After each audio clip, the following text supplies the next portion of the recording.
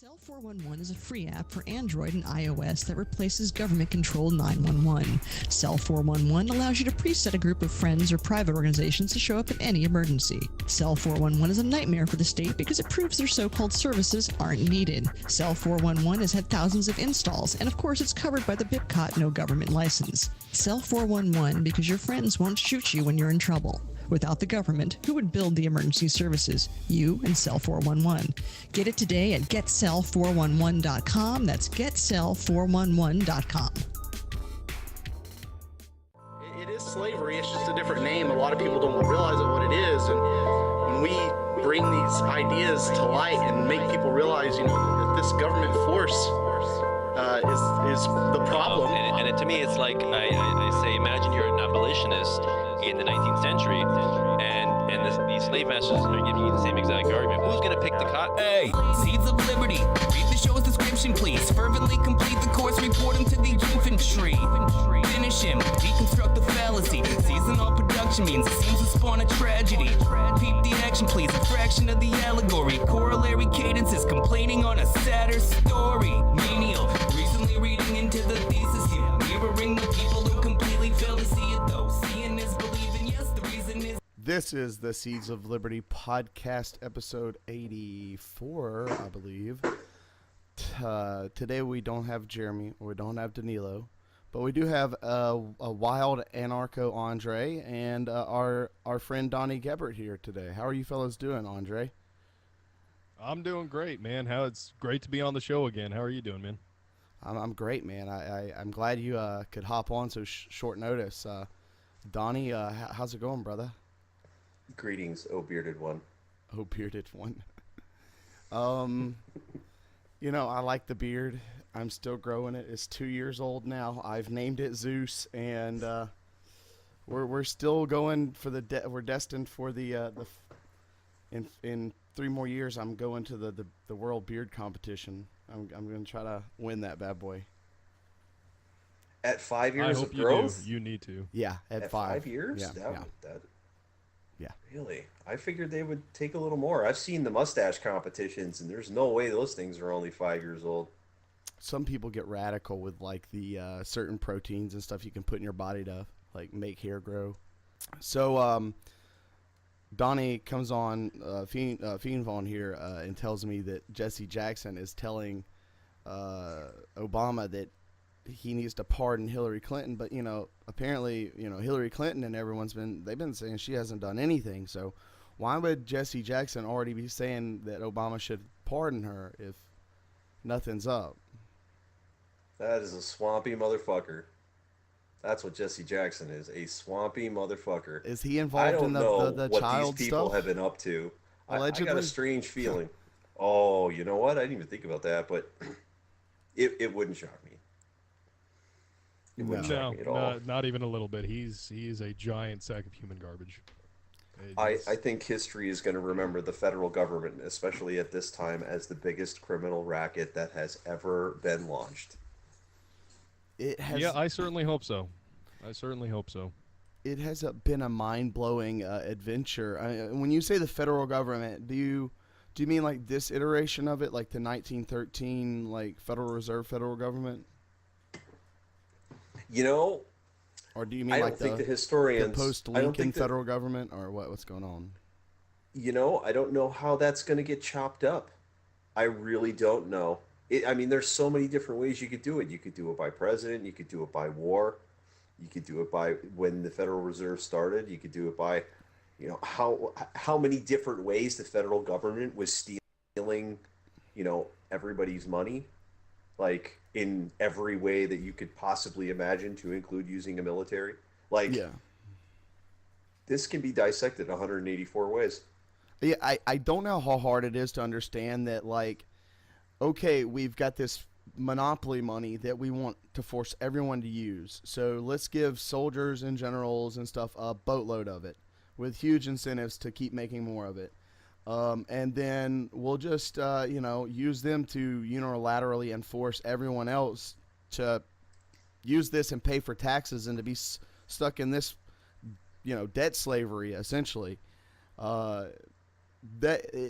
that's what we're dealing with here, and most people don't understand that. I know we talk about the Federal Reserve, but that is essentially what we're dealing with. Like, you know, the sheep herd or the sheepdog or whatever. That's that meme that the military guys like to call themselves. Like, that's legitimately what it is. Yeah. Like, sheepdogs.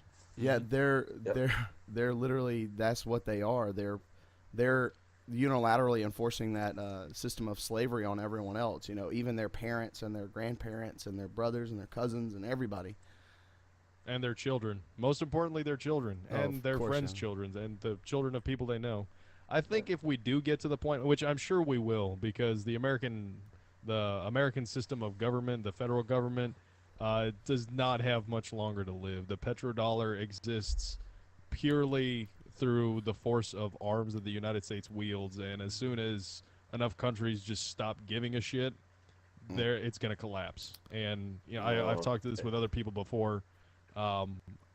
It can be bad or it can be really bad. I don't know, but moving forward in the future, I think a lot of it's going to roll back to people agreeing generally by consensus that from 1913 onward was a mistake. Mm-hmm. And was a horrendous mistake. Oh yeah, that like proportions. essentially the United States government has acted illegally or unconstitutionally since then, and it really has been acting unconstitutionally since the end of the Civil War, when Lincoln never turned off the War Powers Act.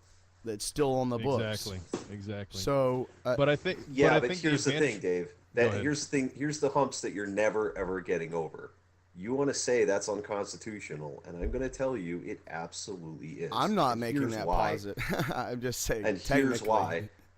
Here's why. Because if the Constitution allows for the turning on of the War Powers Act, then it has to turn it back off. So exactly. So a lot of people like to get caught up in this I don't like to believe the Constitution part of this constitutional act, and it's really, it doesn't help their understanding. I mean, I understand the point, but they don't articulate it. That's a very hard pill for most people that would like to identify themselves as conservative, or these like, you know, these colors don't run kind of, patriotic people. You know what though? Here's the thing. Everything the government does is technically constitutional. Well, and that's what I was going to get at, because once we start peeling that back, once it becomes accepted that that was the case and that was in fact what was going on, and we understand that this is the case, the more you peel back, the farther you have to go, and then you start to realize that this pretty much goes back to the beginning, and there was no point in time where the Republic was ever anything other than imposition of the will of a small group of people on everybody else. So yeah. I mean, I think it'll start from 1913 onward, and that's where everybody's going to join the consensus. But it's only going to build impetus as people realize, well, what was done was not unconstitutional. As much as we like to say it was unconstitutional, it was ratified and accepted by every branch of government. So, there wasn't anything wrong. It was passed into law and accepted. Has allowed the government to become a bigger tick than most people will allow. We're just they allowed. What do you mean? Allow? They promoted. They promoted. They caused. This is essentially a cause-effect thing. It's all moral hazard. All you got to do is start kicking that can around and grease the right wheels. Mm-hmm. The whole point is to get that ball rolling so that there's lots of interest being generated. When you're controlling the dollar, the more dollars in the world, the more power you have. Exactly. So correct. They're doing this on purpose. It's honestly, I was reading something today that the market is already priced in the December rate hike.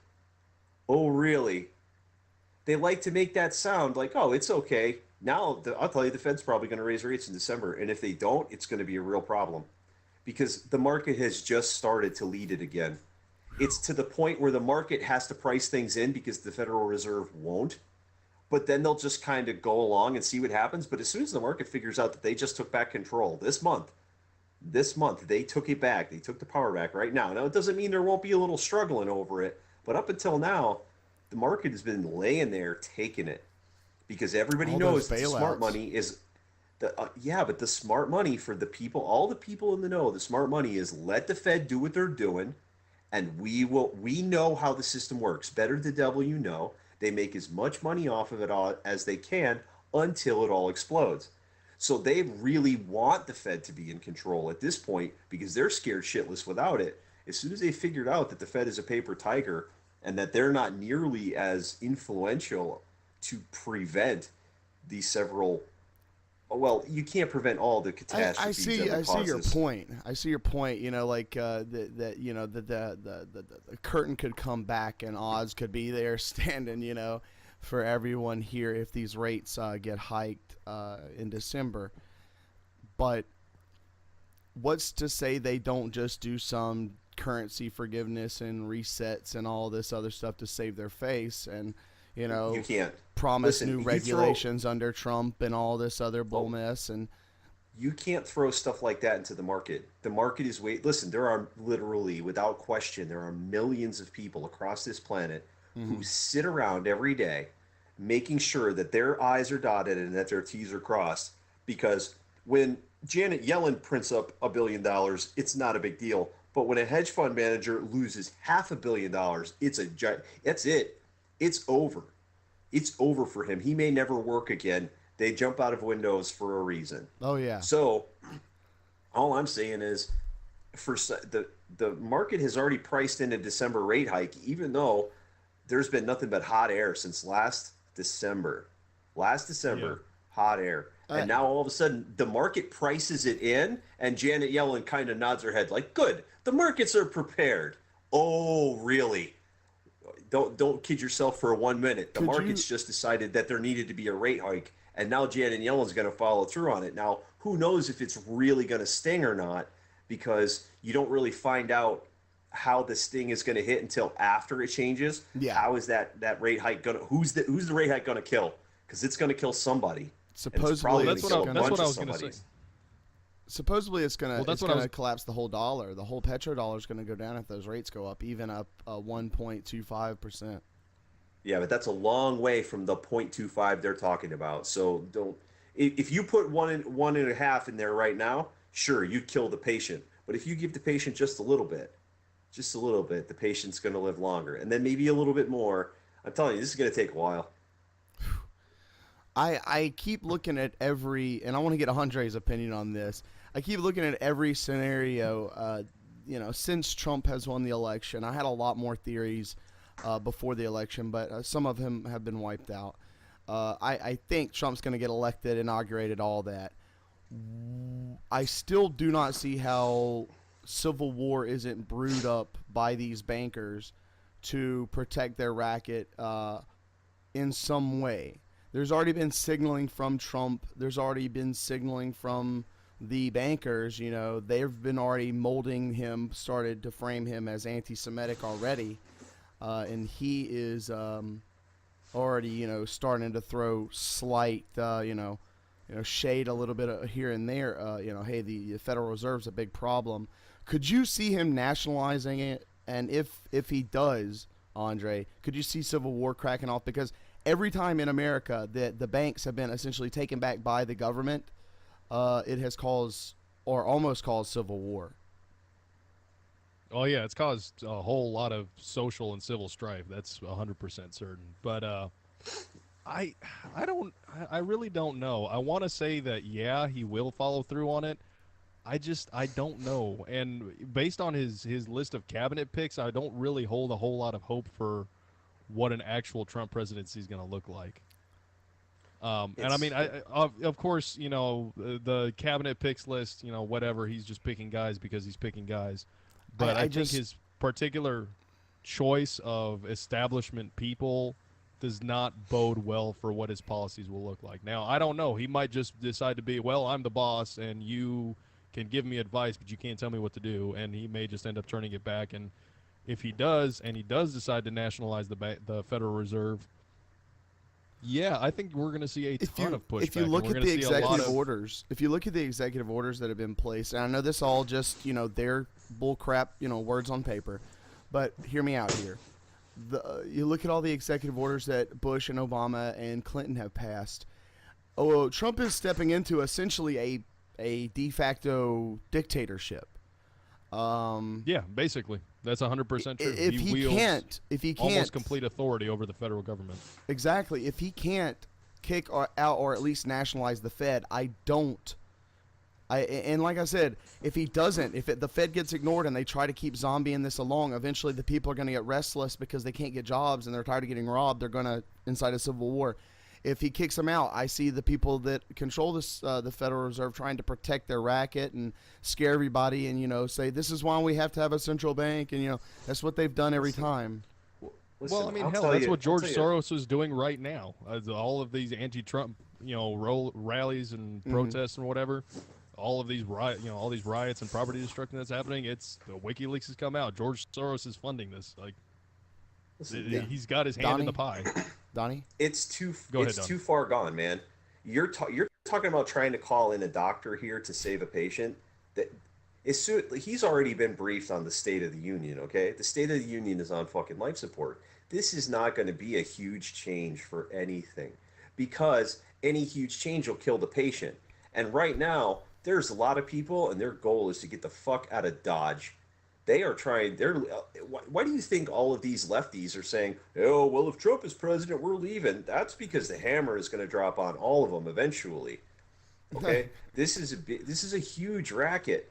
This is a huge racket, and when you think the economy is going to swing crash, is going to go through the country.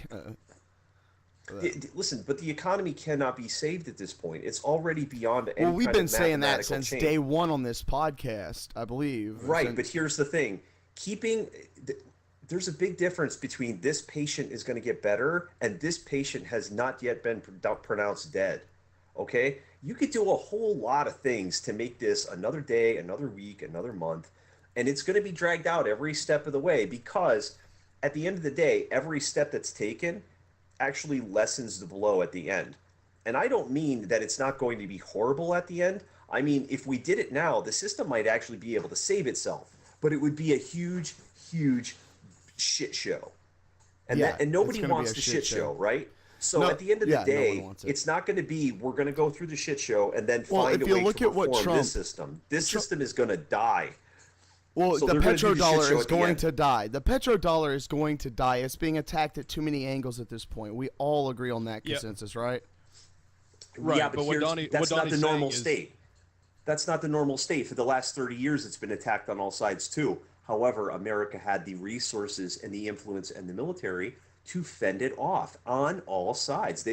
Honestly, we've all really benefited from this. I'm not saying that we were happy about it or even knew about it, but we have benefited from the dollar, the whole dollar paradigm, for most of its life. I mean, I'm 39. I was born in 77. Yeah. So everything said in 71 has kind of benefited me. I just have to recognize that. But beyond that, there's nothing I could do about it. Yeah. Well, I mean, you're just a victim of circumstance and the whole thing anyways, Donnie. Well, less than others, but I digress. So I just, personally, I've played, I've game theoried out every scenario going forth since Trump has been elected. And the gorilla, the 10,000 billion pound gorilla in the room is definitely the bubble, the dollar bubble in the Federal Reserve. And how he's going to handle that, I have no clue whatsoever. Listen, whenever there's a trauma, whenever something goes down, there's always a narrative, because let's face it, if these people have this $1 trillion intelligence apparatus and they can't know something 48 hours in advance, they need to hang it up. So they really have this, they will craft a narrative that will make every piece of this hard landing. You ever seen a bunch of cockroaches scatter when the door gets open and the light hits them? And that's the point. They're not going to let the doors open. They're going to fly the goddamn thing right into the mountainside, and if you survive the wreckage, then maybe you get to be pissed off. But that's going to be it. It's not going to be, they're not going to have riots in the streets, dude. By the time they figure out the riots are starting, they're gone. They're gone. Yeah. They're going to be out of fucking Dodge. They already have Obama has a house in Dubai already. Now, I think that should be a sign to people. You protected his freedom, if a sitting president plans on moving out of the country after his office, you could bet your sweet ass that some shady shit has gone That's down. probably his 5th or 6th house, Donnie, to be real honest. Maybe, but still, out of the country is it's a strange thing. It's a strange thing for a leader, a president, something like that. It's odd. That is very odd. Well, I thought it was because he was, a Muslim and he was born in Kenya. I thought. I've seen the documents. I'm sorry, I couldn't help it. I had to. I really did. But So- I'm with you. I'm with you. And going back to what you were saying, Donnie, you're 100% right. They are going to ride this out for as long as they possibly can and delay the inevitable, and let it creep in as slowly as possible until they finally have no more tricks up their sleeves, and it all comes crashing down on.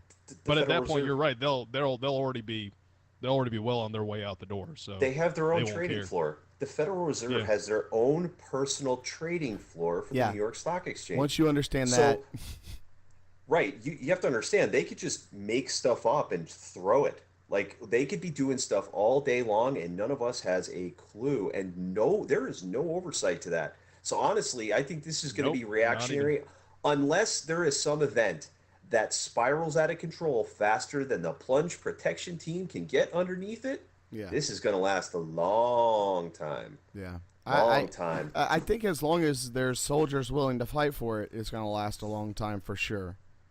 No, I don't. Honestly, that goose is cooked. Even if you send everybody to Iraq again, they're running out of money hand over fist now.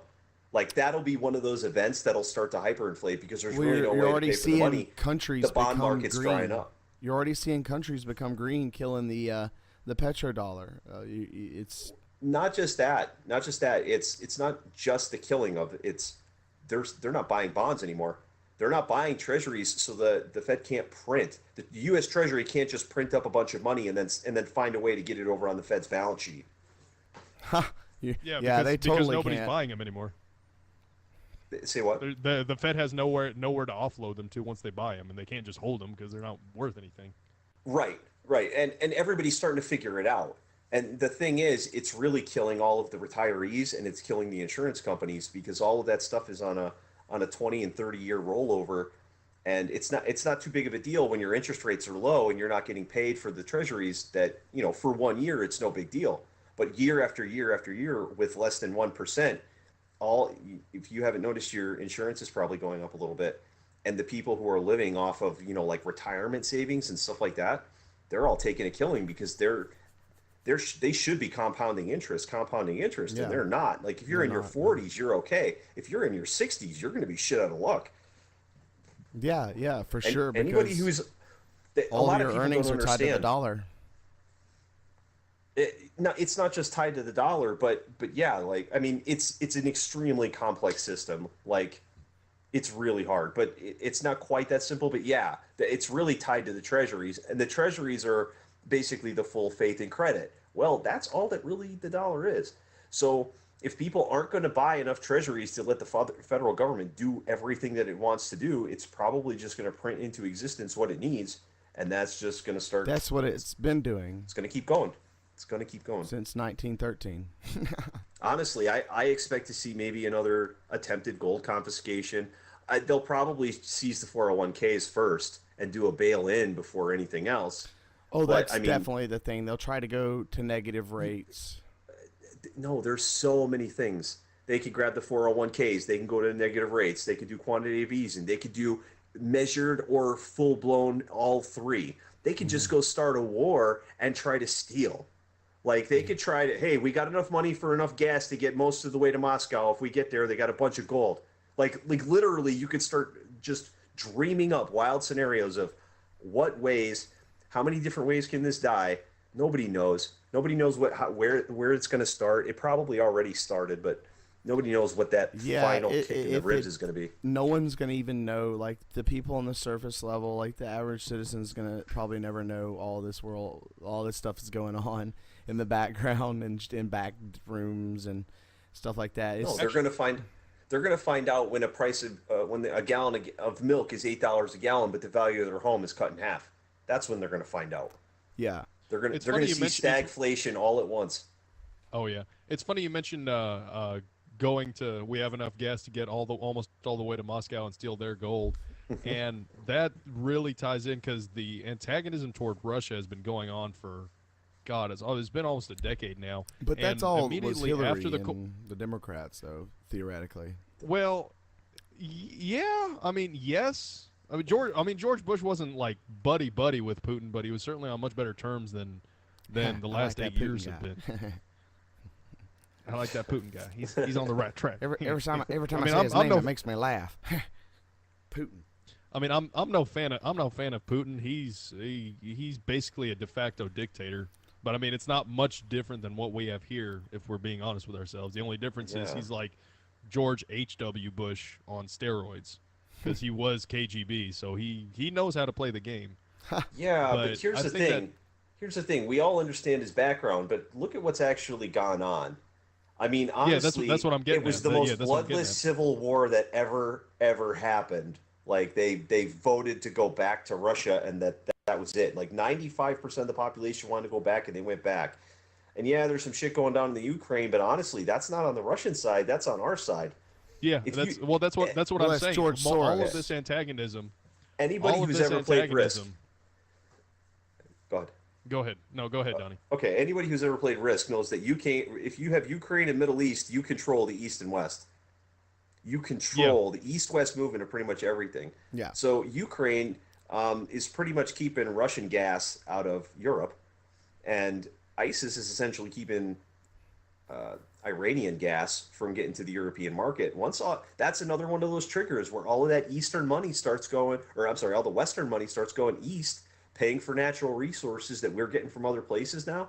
That's another one of those events that starts kicking things off. So when you start seeing aggressive And all interventions those by the BRICS State nations Department, introducing new currency. Yep, I can see. but when you definitely see the that. State Department doing what they're doing, you'll start seeing exactly how the pieces on the board are moving, and the whole goal. And I'm not saying it's right. I'm not saying it's right at all. But you have to understand that the whole of the federal government is trying to protect the dollar right now.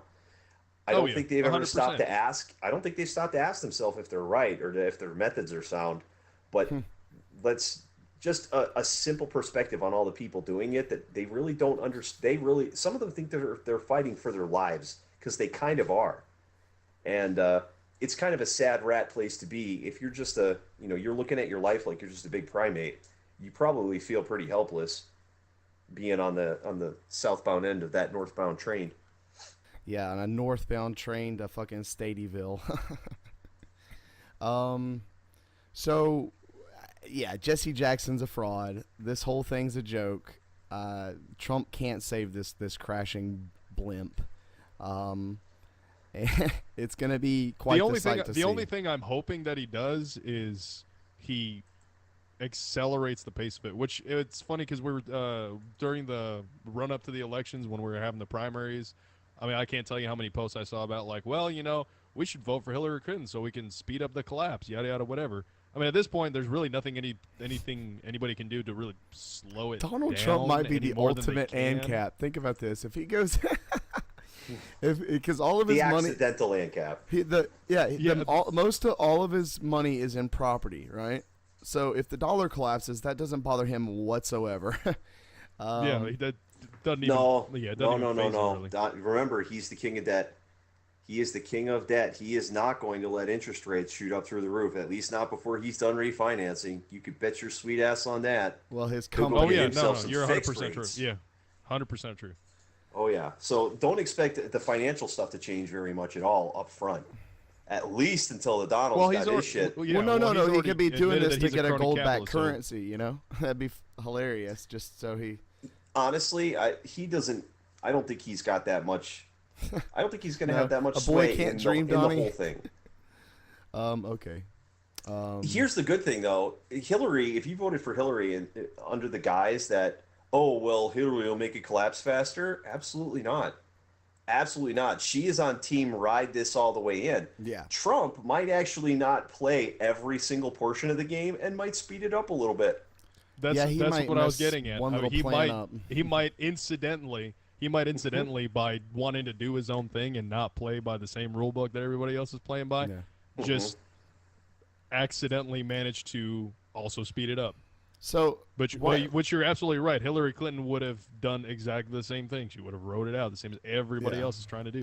And honestly, there's a bunch of people, or I'm sorry, there's a bunch of events that aren't here that could tip this thing off too. Like, it's such a complex thing. They were confiscating money in India and Australia now.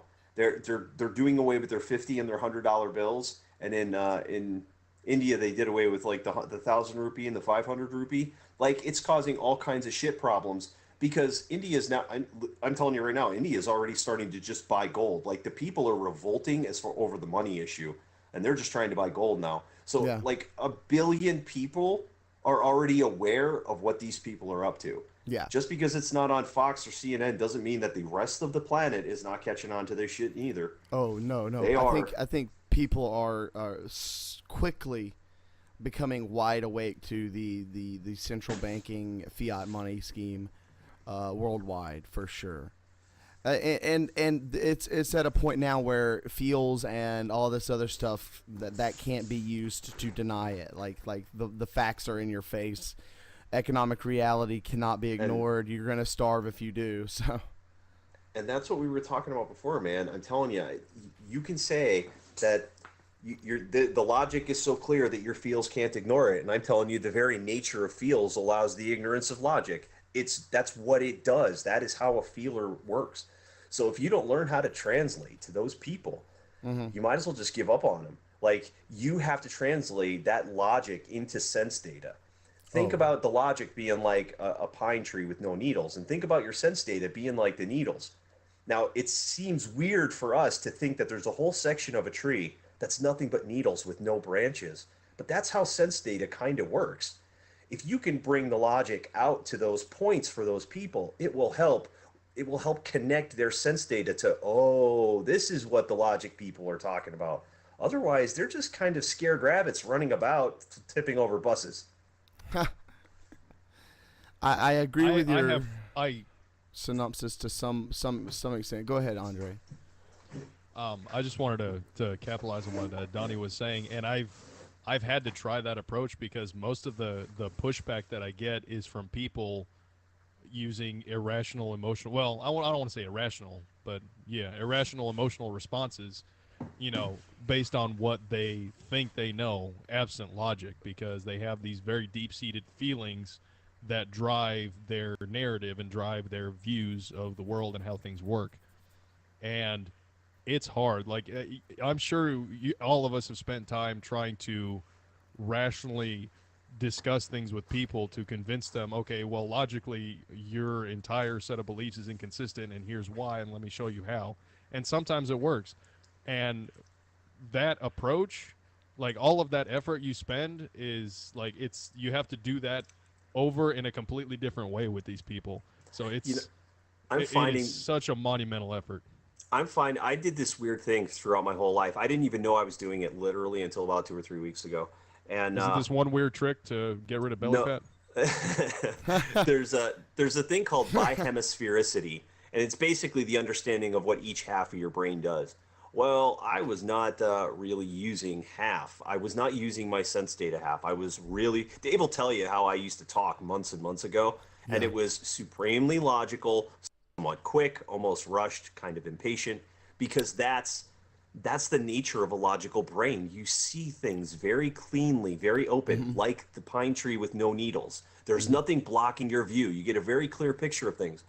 But if you cannot relate that logical point to where the sense data is, these people will not understand. You're talking Chinese to an Englishman. You really are. Yeah, exactly. It's a completely different path. It doesn't make logic. It makes sense. Yeah, you have to think of it in that way. Multiple, and I love it because it's the best analogy. Multiple times on this podcast, I've compared this exactly what you're talking about, Donnie. Empaths, people that tend to be more emotional, people that tend to not think as more logically as some others or make logical decisions, they usually make emotion-based decisions. And you have to think about humans all really operate as emotion-based, people. To some extent, even the most logical, rigid philosopher still has emotions about something. So to change someone's mind that they are emotional about, because no one gets emotional about 2 + 2 = 4. Like, no one wants to walk up and fight you because you just said 2 + 2 = 4. They will, though, if you say God doesn't exist, or hey, that flag is just a piece of cloth. They will get upset. But great, let me translate that for you, because you actually made a really good analogy. We learn math visually and audibly. If I told you that you could smell the number 2, you would probably think I was dropping acid. But here's the thing. We learn 2. It's an abstract. It doesn't actually exist. So here we have a visual representation of the number 2, and every time I say that, and you use the clues to put it in the context of a number, and you know that I'm referring to the abstract of 2. Yes. Well, those are 2 of your senses.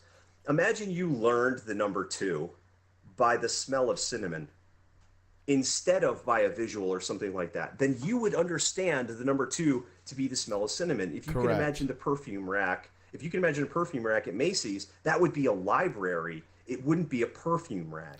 So if you can start thinking in that way, you're saying that they don't make logic. You're right. They don't make logic. No. They make sense. They take sensory data and they use their own logic to interpret, what does this make me feel?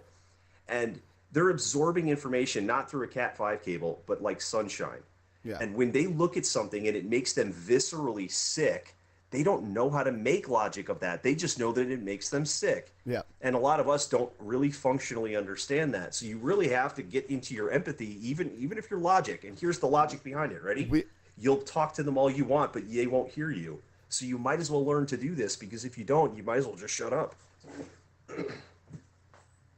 You're absolutely right. You imagine the person sitting on top of an elephant on this a specific subject you want them to either agree with you on or that they're being illogical about. Imagine them sitting on an elephant, and this elephant is called emotions, and they are sitting on top of it, and they're called intellect. Well, it doesn't matter where the intellect is looking if they're not going to start walking that way unless the elephant starts walking that way. So you have to go after the emotions first. When you're talking, with your parents, and you're like, hey, I might be an anarchist, and they flip off the handles, just tell them why in an emotional manner, because obviously they're acting emotional. Don't say, look, you're the stupid ones here because you don't see the rigid logic behind it. Get them emotional. Get them emotional about it. Make them feel like they're the piece of shit for supporting this system of slavery, I look at it a little bit simpler, but a little bit, it's just a different perspective.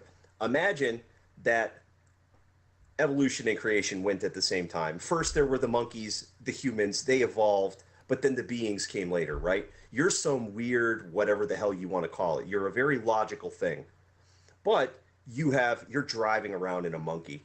Okay, if you don't know how to control your monkey, don't know how to control your monkey, you're in for some shit.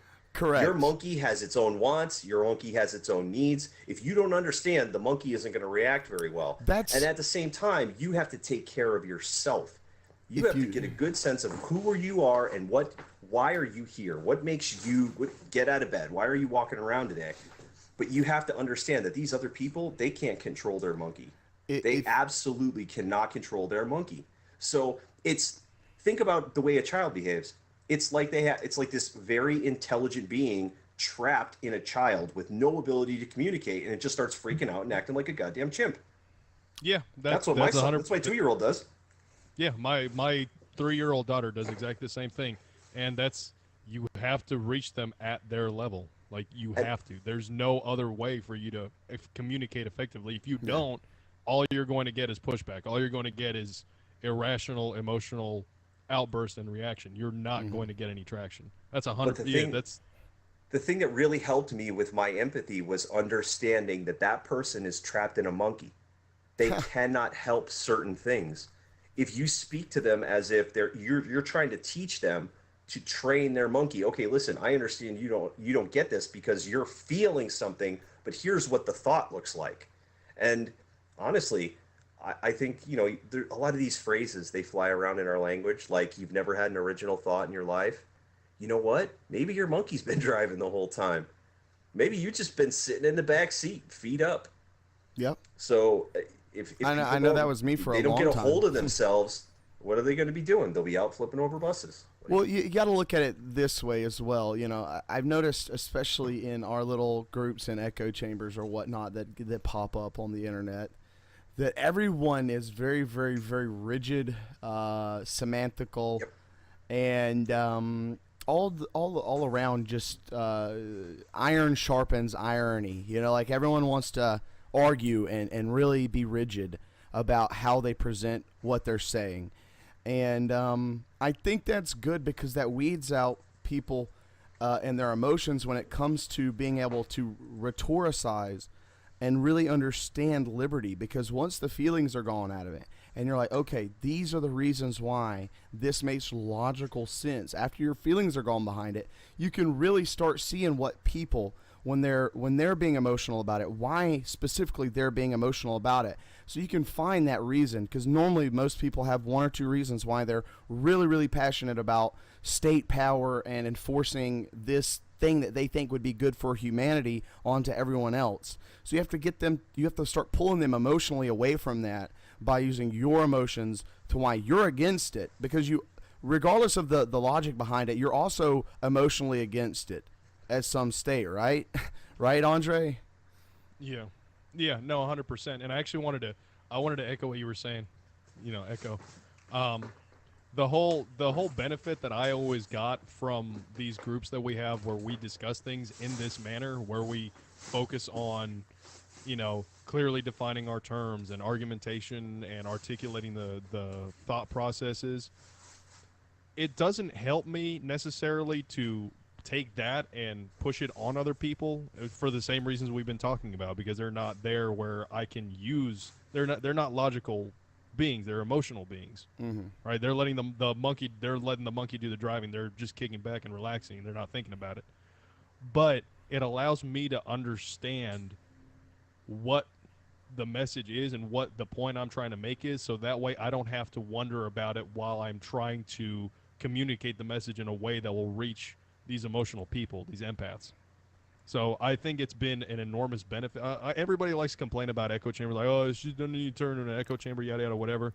And there's some point to that. Of course, you don't want to just relate only to people who agree with you, but at the same time, it's also allowed me to sharpen my understanding, so that way I don't have to try and fill in the blanks while I'm also trying to communicate the message in a way that's not native to me to somebody else. Correct, right? So like if you're working in a factory, right, and you're putting the tires on the car, right, after, you know, a month or so into the job, it becomes mindless. You can almost turn your brain off, and you don't have to struggle or have any kind of frontal lobe shut down, confusion, or anything when someone goes, well, you know, what's your ideas behind this? You know, once you're like, oh yeah, I've articulated that to people and they've shit on my articulation, so I've got all my contradictions out. So then I completely understand that. I have the trivium of knowledge on liberty. And once you get into a little group or around friends or stuff that will sit there and say, you're wrong on this, here's the logic of why I'm saying you're wrong on this. And you can sit there and go, my emotions don't really matter in this situation because I want to be right. You start seeing the world a little differently. Here's the thing. When you only know how to filter things with emotions, that message doesn't get across. You have to translate. And to give you an example, I think we were talking before, greed doesn't exist on the logic chart. When you try to break down, when you reductionally break down what greed is, you find fraud, you find cruelty, you find other real life words that apply to it, because greed is an emotional thing. It's this monkey keeps too much for himself while the other monkey starves. It's subjective to the individual. individual. Yeah. Yes, it is. It's a feeling. It makes no logic, but it definitely makes sense. It's what these people are so hysterical about. I mean, if I'm wrong, then literally that these other people, they're possessed by fucking demons. Like, that's the level of, if this isn't the case, if they just aren't making, if they're making sensory data of this and they're not making logic, maybe they're just completely batshit and they should be on a Thorazine drip for the rest of their life. I don't think you're talking about those people. I don't think you're talking about those people that are being, like, when someone says greed, they may be saying the incorrect word to mean, I think that person has ill-gotten gains. No, exactly. No, I don't point. think. That's my point. Yeah, go ahead, Yeah, Andre. okay, go on, Donnie. Yeah, No, that's exactly my point. They are saying those are ill-gotten gains. But honestly, if you let's boil down some things. If they don't understand property rights, then you're going to hear the word greed a lot. If they don't understand logic, you're probably going to hear the word greed a lot. If they're referring to Wall Street, which is nothing more than fraud and or legalized fraud, then you're going to hear the word greed. If you're going to see somebody taunting somebody with shit that they own that nobody else owns, they're going to call that greed. But that's really more like cruelty. Okay? All of these things end up being greed. So in the logical mind, it's just like, okay, well, let's break this down. And anybody who takes the time to logically break down what greed is, it's always something else. When you take the time to find out what these people are complaining so vigorously about, it boils down to this monkey keeps too much for himself. Yeah. That's it. It doesn't make any sense, but it makes sense. It doesn't make logic. If you think about it like that. Donnie, I completely agree with that. This is the thing to these people. They have to understand that. And when you walk that out and explain to them, this is why I don't think greed is a worthy argumentation point. But fraud is. Let's talk about fraud, and then let's discuss that. They seem to transition really, really well. And it's kind of okay because you're bringing them in on that level. Yeah. But you have to go to them, especially, and here's the thing. The logical people are the ones who will turn this all cold and ugly. If we don't turn it back around to not be cold and ugly anymore, the empaths will never get it, and they're the ones who want to fix the problem the most. Yeah, you get that a is loud 100% true. You get a loud empath on your team, you're winning, and if they at their core understand why they're being a loud empath, then yeah, it can be really. I wouldn't go say you're winning. There was a lot of loud people telling me Hillary was going to win. So I wouldn't say you're winning, but you definitely have some good voices in the chorus. Well, they're for Hillary, but the they don't motivated understand ones that why will go they're out for and Hillary. flip over buses. They're for Hillary, but they don't understand why. You know, It's very difficult to make logic out of sense. Yeah, maybe not winning, but you're definitely in a much better position to drive the conversation. Correct. Listen, I guess there would are be a people. better way to put it. Everybody seems to think that if your keyhole is 50 inches in 1080p, that it's not a keyhole anymore. There are people who genuinely think that there is going to be serious FEMA camp lynching kind of shit because Donald Trump is president. They have no perspective. I mean, I No thought that was going to perspective, happen man. if Hillary got elected, but that was just me. No, I mean, honestly, the whole system is it's literally coming apart, man. Yeah, the only reason I've been people are calling it accepting since I this feel is like day one on this podcast that I've been calling it. When the dollar pops, there's going to be about 7 states that pop up from that USSR breakup, essentially. That it's going to happen. Texas will be its own state. A few others will be their own states, and then the rest will try to rebuild a new America or whatever. I promise you, this is going to happen. I have no evidence to corroborate this. This is my pure conjectures. Don't nobody fucking go scouring the internet for it. I think it was a landslide. Okay, I think Hillary tried to cheat. I think all the machines were programmed. I think they were supposed to give her a margin of error up to a certain percent because anything more than that would really be looked upon as bad. And I think it went wrong for her anyway. And that was the clue to the oligarchs that said, sorry, bitch, you don't understand. If he doesn't win, we are in a deep state of fucked. They're all going to figure out this because you have to cheat in the big cities, man. You can't cheat in Podunk, Iowa. There's 300 people in town. 298 of them are voting for fucking not Trump. Hillary. Not Hillary. Not Hillary. Not Hillary. They might write. They might And write if in you a look straw at man. I mean, the craziest thing I've seen so far is the election map of just Democrat hotspots, and then you overlay that with the sanctuary cities is absolutely nuts. That's the only ones they won. Here's the thing. So that I agree with your landslide. There's 298 people in that town voting, and 85 votes show up for Hillary. They all know something's up. So you can't cheat in these little places. You have to get the big ones to work. And I don't think they worked for her this time.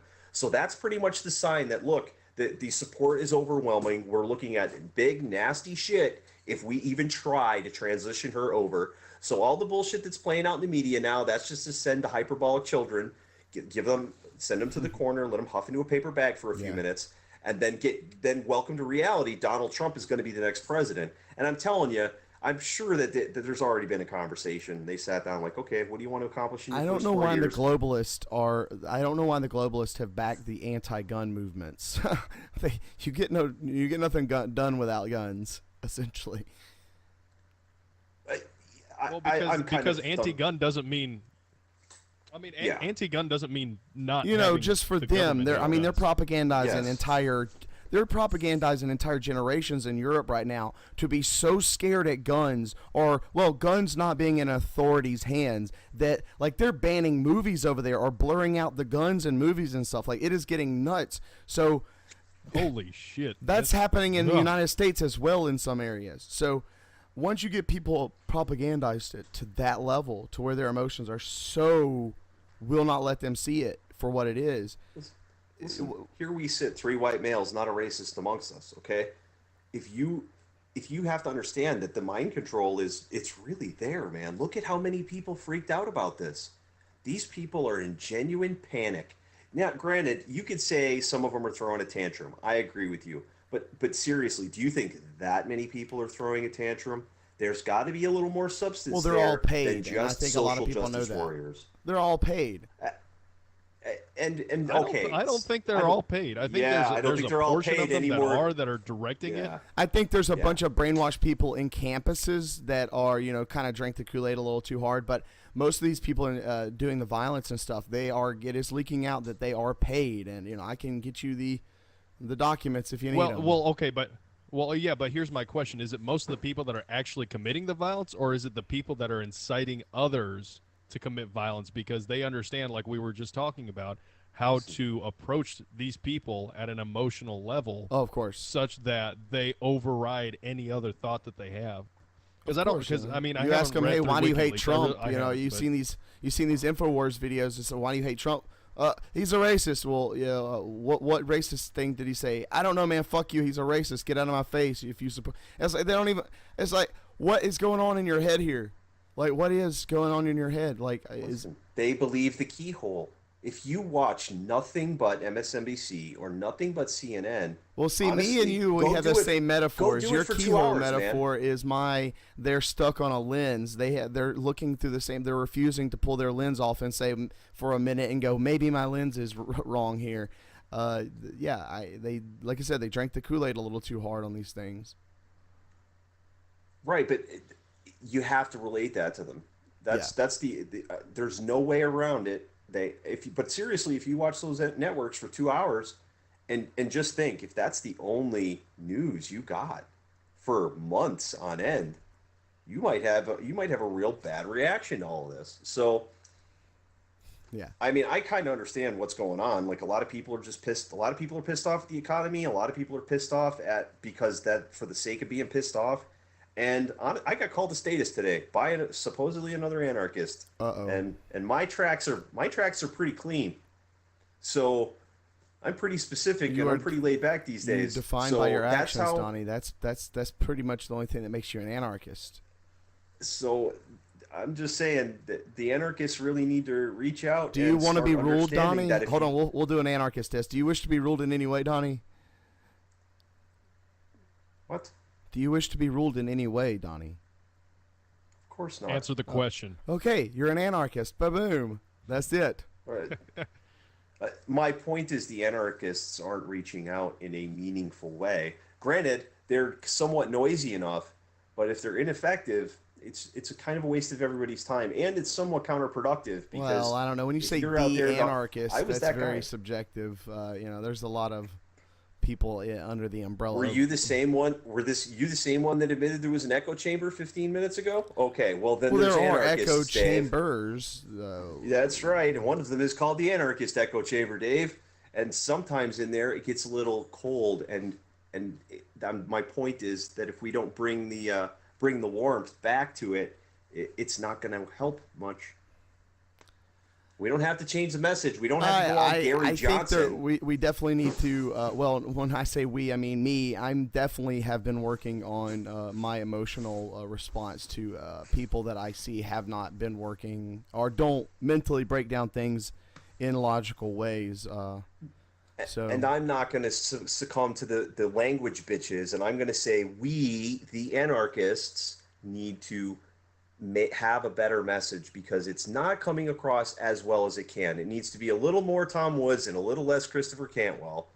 And Yes. that's assuming Cantwell Yes, isn't I a fucking agree. status now, but never mind that. All I'm saying is, you know, the Liberty shot isn't really going to work. So both barrels, just save them. Well, that's we why need I've to do a always little better adopted as a this, whole, as a group. I've adopted If it doesn't this apply to you- agnostic attack from all angles approach. I think that's the best way to go about it. Pick something you're passionate with, interject that with anarchy, and spread it. That's that simple. If it's trolling people online, do it with anarchy. If it's helping old ladies across the street, help it with anarchy. And my point is that trolling is the wrong methodology to get it across. That's well, that's my point. just your what we call subjective opinion there, Donnie. Okay, well, quit shitting on the floor, Dave. Quit shitting on the floor. I'm not quite the shitter. There's different approaches you're to different not too groups bad. of people, and it really depends on who you're talking to and who you're trying to tell your message to. And like we've been talking about, people that respond to emotional appeals, you're not going to get to them with logic. Then the same people that, and conversely, the people that you can appeal to their logic. If you make an emotional argument to them, they're going to dismiss it because it doesn't hold any water for them. So really, Right. it just comes down to you have to understand your audience. You have Yep. to understand Exactly. your audience. Yep. Otherwise, you're not Exactly. going to get anywhere. Yeah. Ever. And Yeah. exactly, but my point specifically is that our group tends to be the very logical, the very cold side. Tends to be. I know it's not all of them, and I know some of us came the hard way. You have to understand that I want to use Lloyd as an example. Lloyd was a full-blown communist, lefty-feely guy, but he has done such a massive amount of work in his life to bring the logic into it. Yeah. He is a pinnacle of perseverance. I feel like I cheated. Okay, I turned off all my sense data and I crammed logic for 30 years. Yeah, that's all I've been doing my whole life. So everything that Lloyd was working his whole fucking life to do, I get an epiphany like 5 years ago. Hey, this shit's broken. Maybe I should look into it. And suddenly here I am, you know, a tenth of the books that Lloyd has read later. And here I am having a conversation, just batting it back around to the point where even Jeremy's like, Jesus, I can't keep up with you guys. And I feel like I cheated. I mean, it's wrong. But now I'm starting to do the sense data thing. And I got there's a whole new universe of sense data that I just don't understand. It takes you a minute to be able to rhetoricize any kind of knowledge, and then be able to put emotion behind it is another step in that knowledge of being able to transfer that knowledge to other people. So I'm glad you're adding to your arsenal, Donnie. I'm glad that these things are happening. That you're all blame the THC. Yeah, blame the THC. Blame the well, THC. good. It's Yeah. magic. Well, That shit is magic. That shit. I mean, my monkey is still tuned up from 20. I've been out for 18 months, but I was in for 19 years, and I can tell you, my monkey is still in a little bit of rough shape. But, but I am aware of the situation, so that's like the first step in really getting a hold of it, and it's pretty nice. It's pretty nice. I'm not gonna lie. You can see a hurt snake, but just remember, it will still bite you. That's my thing there. Yep.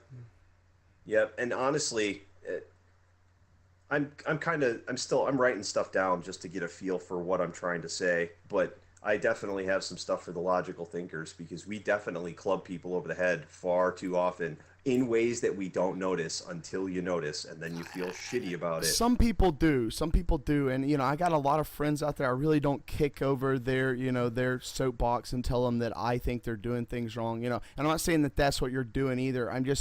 I think I wanted to early on. I wanted to be like, hey, look, I think you're doing this wrong, but I let everybody try to do their things. Like, I've messaged a few people, and I've been like, hey, man, I think you should change this about your message, and you will have no contradictions. Right now, I'm scratching my head. And, you know, they've changed their message, or they've argued with me, and then they've lost. And that has to happen with people that once they get in that logical state of thinking, because anarchy, well, true understanding of anarchy, true understanding of non-aggression and consent and all of this tends to make you start thinking of at least human actions more logically and less emotionally. And I know we're trying to wrap up here, so I'm gonna give Andre a few minutes to talk. Then Donnie, you go ahead and say something. We'll wrap it up. Well, I just wanted to go back to what we were talking about with trying to reach people at their level. I know we've kind of pretty much beat that horse to death, but it's like we've said multiple times. We tend to think of things logically, which you pretty much, once you understand praxeology and human action and you understand how all of that works, you almost don't have a choice but to look at it logically, because that's the best method of understanding it. It allows you to make the best economical decisions. That's why we tend to think more logically. But not all the decisions you make are economical. No, they're not. Well, I mean, sometimes you go blow $100 on alcohol when you shouldn't, because you're gonna go piss it all out. But what I was going to roll back around to is, when it really comes down to it, when you understand, human action and the importance of the individual, and I wrote a piece about this, about how our understanding of things and our logic really informs the most, I don't want to say the most universal form of love, but really and truly it's the universal feeling that we all should be treated exactly the way that we want ourselves to be treated, and we feel that every individual is or should have that same opportunity. And that is a massive boon to us, to spreading the message to people that relate to it on an emotional level, is getting people to understand that it's not so much the logic, it's the understanding that we as individuals should treat other individuals the same way that we expect to be treated. You nailed it. It's the golden rule, and everybody seems to, I forget it. Have you ever heard of the silver rule? And they become adults, but no, I haven't. Well, the silver rule, the golden rule is do unto others as they do unto you, or whatever. Well, the golden, as you would have done unto you. Yeah, as you would have done unto you. The silver rule is do not do unto others as you would not have them do unto you. So that's the anarchist. I like that. The silver rule is the anarchist rule. So a lot of people don't know that. I can't remember where I heard that, but it negative obligations. I like that. It makes the most sense. Donnie? Yeah.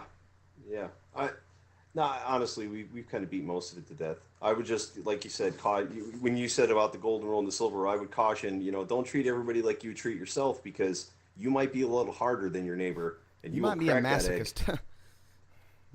Well, you know what? I'm not a masochist, but I have lived a very hard life that I didn't fully understand until now.